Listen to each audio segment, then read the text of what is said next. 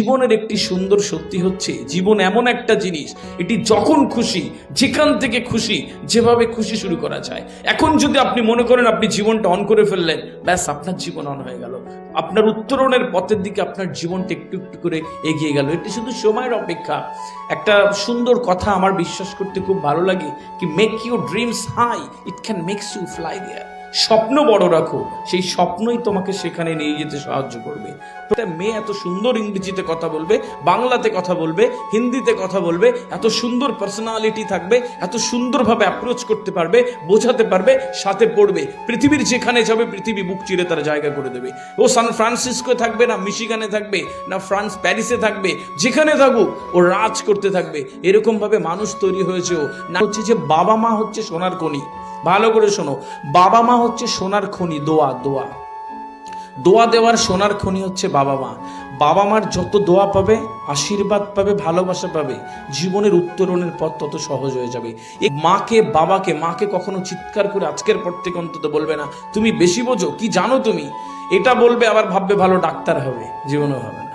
বাবাকে বলবে কি করেছো আমাদের জন্যে, আর ভাববের পরেও তুমি বিশাল বড় বিজ্ঞানী হয়ে যাবে, জীবনেও হবে না, যত ভালো রেজাল্ট হোক। শুনে রেখো ডিয়ার গার্লস, এগুলো স্কুল কলেজ ইউনিভার্সিটি সিলেবাসে পড়ায় না, কিন্তু কানে এখানে ঢুকিয়ে রেখে দাও।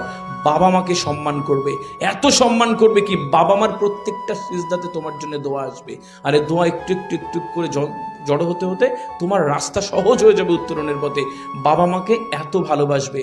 তুমি কখনোই জানো না বাবা যে এখানে ফিসটা দিয়ে যায় সারা মাসে, সেই ফিসটা কিভাবে বাবা রোজগার করে, সেটুকু যদি তুমি জানতে, তাহলে সেলফ স্টাডিতে স্যারকে আসতে হতো না। তোমার এটা বুঝতে হবে যে যদি তুমি জানতে যে মা কত কষ্ট করে থাকে, তুমি এখানে থাকো বলে মা কোনো অনুষ্ঠান বাড়ি যায় না, এখান থেকে তার খাবার নামে না, তার কষ্ট হয়, আমার মেয়ে খায় না, আমি খাবো কি করে। যে খাবারটা তুমি পছন্দ করো, ওই খাবারটা তুমি না থাকলে বাড়িতে কোনোদিন রান্নাই হয় না, কারণ মা বাবা খেতে পারে না, আমার মেয়ে ওখানে আছে, আমি খাবো কি করে। আর তুমি এখানে সেলফ স্টাডিতে স্যার না এলে পড়াশোনা হয় না তোমার। সুতরাং বোঝো তুমি যে তোমাকে কত কষ্ট করে বাবা মা এখানে তোমাকে দিয়ে যায়। আজকের পর থেকে কখনো ওই মানুষগুলোকে কখনো ডিস্ট্রাক্ট করবে না, কখনো ওই মানুষগুলোকে অবহেলা করবে না।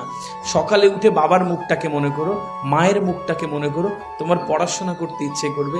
যে মানুষগুলো এত কষ্ট করে জীবনে, তাকে ভালো রাখবার জন্য যা যা করতে হয়, তার জন্য সমস্ত অঙ্গীকার এবং প্রতিশ্রুতি তোমাকে নিতে হবে।